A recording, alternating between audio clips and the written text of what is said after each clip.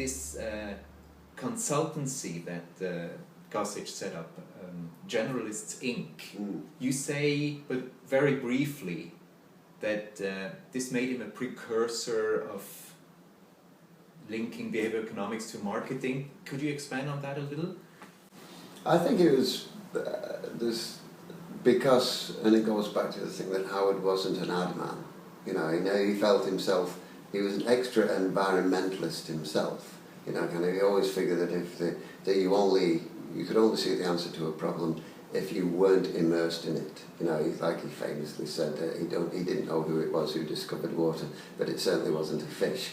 You know, kind of, you're surrounded by something all the time. Okay. And I think that he started Generalists Inc. because he never felt like he was an ad man, and he probably felt slightly bogus recommending an advertising solution to a client's problem. And I think he enjoyed wrestling with problems and being a student of human nature, as I think that he was, and being interested in the impact that his advertising had upon people. And I think that's a rare thing amongst advertising people. Most creatives don't care, you know. They do just want to talk at you, and they don't care. But I think Howard was interested in the impact that his advertising was having on people. And therefore, he wanted to know how did they behave, you know, around the advertising, around the problem, around the issue that he was dealing with. And I think that was what he was in. I think that's where Generalists came from. Of course, his partner Gerald Fagan was a psychologist. Exactly. You know? Exactly. So I think they were interested in people, you know, yeah. Kind of, rather than just marketing communications, which again is a great thing. You know, kind of the ad man who isn't interested in people usually burns out and leaves the industry after 10 years. It's true. Great creative teams who come in at 22, you know, kind of who spend 10 years being patted on the back and being given plaudits, but only take a brief on a Monday and churn out something a fortnight later with no real interest in who's looking at it, how it's affecting them. You know, kind of will usually leave the industry, you know, because it's dull. You know, and so I think Howard was a curious man in both senses of the word. You know, and I think he's curious about human nature, and I think he figured there were more ways of getting people to do something than writing an ad and asking them to do it. Mm-hmm. I know Rory Sutherland and some other people really try to educate advertising people, marketing people about behavior economics, but still it does not really take off, which I don't understand at all. Shouldn't it? Why isn't it more embraced by our industry? I mean, it's about behavior, it's about changing behavior, it's about how people think and make decisions. Why don't we see the potential of behavioral economics for our industry? Because we're over here doing better ads than we're just doing ads, you know, or we're doing apps, or we're doing virals, or we're doing stuff that's called marketing communication. You know, we don't want to think of it in terms of how the person receives it and how they receive it as just part of a whole bafflingly confusing array of stimuli. They see it as we're just doing ads, man. You know, kind and are we doing them for other ad people? We're doing it for other ad people, yeah.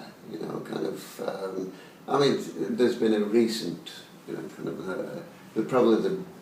a good old-fashioned furore, you know, kind of was caused earlier this year by a Marmite campaign. Marmite is a jar of kind of beef extract in the UK, it's been a great campaign, and you either love it or you hate it.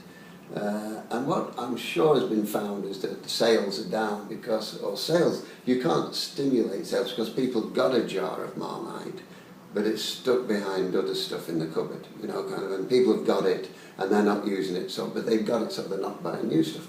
So what they've done, they produced a campaign picturing the Marmite behind, you know, the salt and the cumin and the whatever. Choice architecture. Being neglected in the cupboard. It's being neglected in the cupboard. Yeah. And so this whole, it was Was it regarded as distasteful because it was like you're neglecting? It's like social services were coming in and rescuing the Marmite from the back of the cupboard, you know, and taking it to a home. But that's a behavioral insight, you know. It is, but it would have been a lot easier. I think it would have been a lot smarter, for example, to just get the Marmite and put refrigerate on it, on the label. Right. So that every time I open the fridge, I see the Marmite.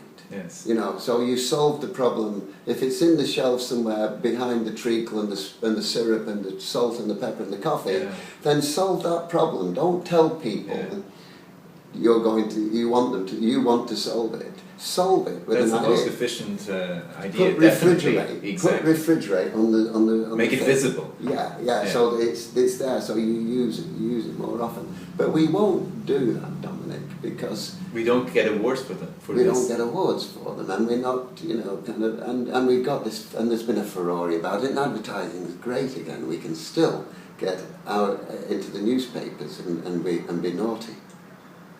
You know. Yeah, I see your point. Problem is, our definition of creativity is too small. It's as creative as having the idea for a great campaign, telling a client, hey, put refrigerator on your product so people will see it and use it more often. That's creative too. Yes. But you don't get awarded for it. You know, that's the problem. No. Maybe this whole award scene and industry is limiting, in fact, creativity instead of fostering it.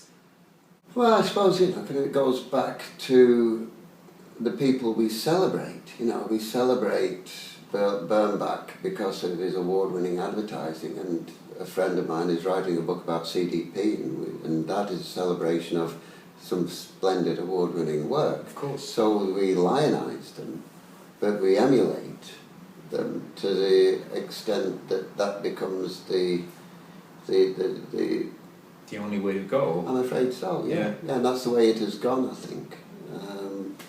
I'm sure someone will be coming up with an award scheme for, you know, kind of maybe Rory and the advocates of it should. I think that the language they use also is the reason why. The language they use, they have turned it into a pseudo-science. It can be explained simpler. With all due respect to the practitioners, I think that they're actually showing us how clever they are and are distancing themselves and saying, we're not like you people. We're not lost in this, you know, kind of Marcom's maelstrom. We're stepped above it, and I think the language they use is self-evidently damaging to their cause. Yeah, maybe. Rory's doing a lot to popularize it, but it could be more popular. I think that time needs to be taken out to actually stop talking about game theory and stop talking about heuristic things and start. It should be made understandable to the average client, you know, and the average practitioner, and it isn't. And do that, and have an award scheme backed by D&AD, and I think that you will see you will change people's behaviour.